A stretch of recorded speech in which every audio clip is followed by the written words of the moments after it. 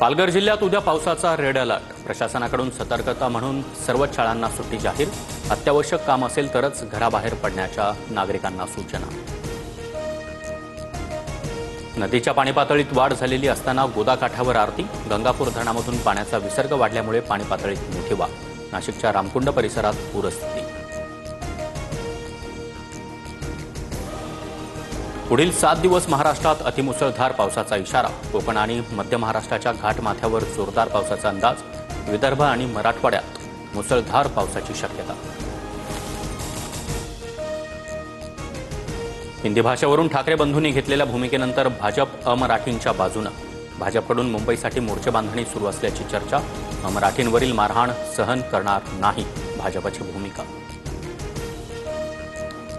मराठी प्रेमींची ताकद काल आपण पाहिली. महाराष्ट्र एकत्र येतोय, मग दिल्लीच्या पुढे झुकणाऱ्या भाजपच्या पोटात दुखणारच. आदित्य ठाकरेंचा पलटवार. मनसेच्या आंदोलनाची आशिष शेलार यांच्याकडून पहलगाम हल्ल्यासोबत तुलना.